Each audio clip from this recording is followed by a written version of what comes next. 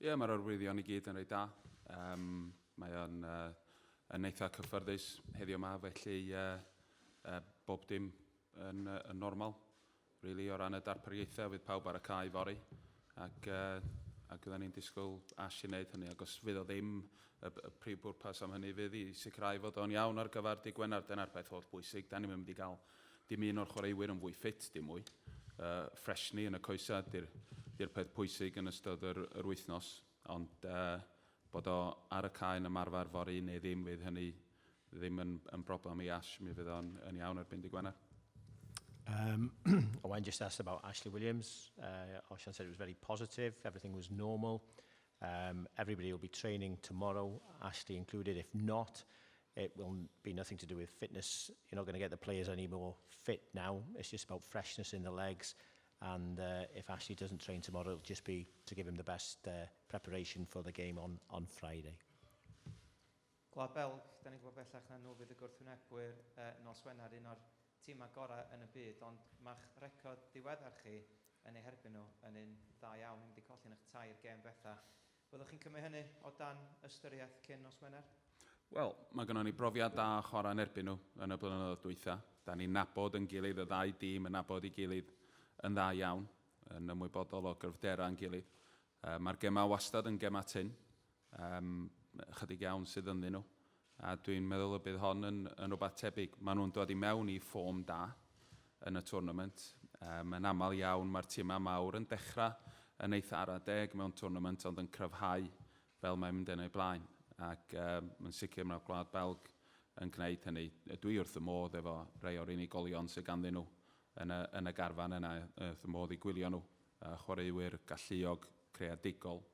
Ond wrth gwrs, yn gwaith ni fydd trio stopio hynna ac perfformio yn lefel ni ac unwaith eto yn swydd ni fydd canolbwyntio ar yn perfformiad ni heb y bel, hyd yn hyn dwi'n meddwl heb y bel, da ni wedi bod yn un o'r tîmau gorau yn y gystadleuaeth yn amddiffynol o ran yn disgyblaeth, yn cadernid ac yn y blaen ac wedyn wrth gwrs mae'n bwysig bod ni'n creu problemau iddyn nhw hefo'r bel, felly mae'n gêm sydd yn tynnu dŵr o'r danadd, dwi'n meddwl. Fydd hi'n dipyn o gêm, dydd Gwener. Owen just mentioned the good record Wales have against Belgium in recent years. And would that have a bearing? Osian agreed the record has been excellent in terms of the last few matches. Both have good experience of each other. We know each other well. Aware of Belgium's strengths. And they too are aware of our strengths. The matches have always been tight, and he expects a similar game on Friday. Belgium are playing well, coming into form. All the big teams do start to strengthen in terms of their performance when it comes to the knockout stages, and we saw that last night. But in terms of ourselves, it's about just concentrating on Wales, being disciplined. And he thinks in terms of a team working hard off the ball when they don't have possession, we are the best, amongst the best in the tournament. We've shown fantastic discipline. And we'll show that again on Friday night when we play Belgium. Gyda un arall. Dwi'n siŵr bod chi fel garfan, wel, mi ydych chi'n ymwybodol o'r gefnogaeth wych da chi wedi cael allan yma yn Ffrainc. Da chi hefyd yn ymwybodol o'r gefnogaeth da chi'n cael nôl yng Nghymru, achos enghraifft dydd Sadwrn, oedden nhw'n gorfod gwrthod, yna ddim lle I bawb, mewn I ardal y cefnogwyr, y fan zone yng Nghaerdydd.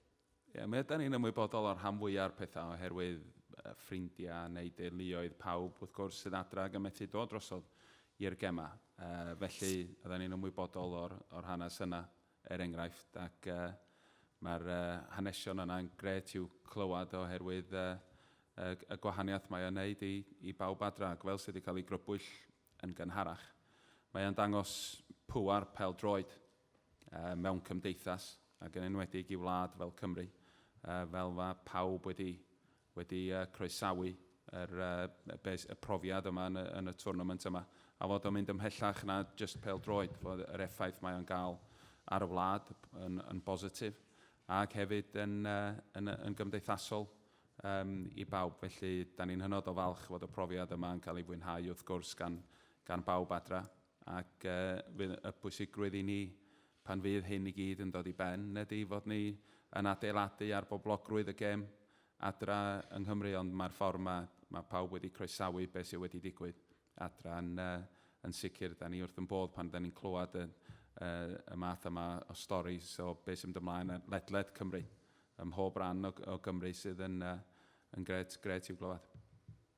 Osian just mentioned, Owen mentioned the fact that fan zones had been sold out and people were being turned away on Saturday. Were we aware of the impact the success was having at home? And Osian mentioned that obviously we know that through friends and family who are all involved back in Wales, and it's fantastic to know about that support. Also it shows the power and strength of football within society, and Wales as a whole, and is having more of an impact not just on the football, but obviously an impact on the country as a whole, and socially, in bringing people together through having the experience of being able to share in this tournament, which is a one-off in terms of it hasn't happened for 58 years and we've waited a long time for it. The important thing is to take advantage of it now and to build on this, and that we ensure that everybody enjoys the popularity of the game and takes part in it in years to come, so that we can enjoy more tournaments like this. Diolch yn fawr. Diolch. Owen?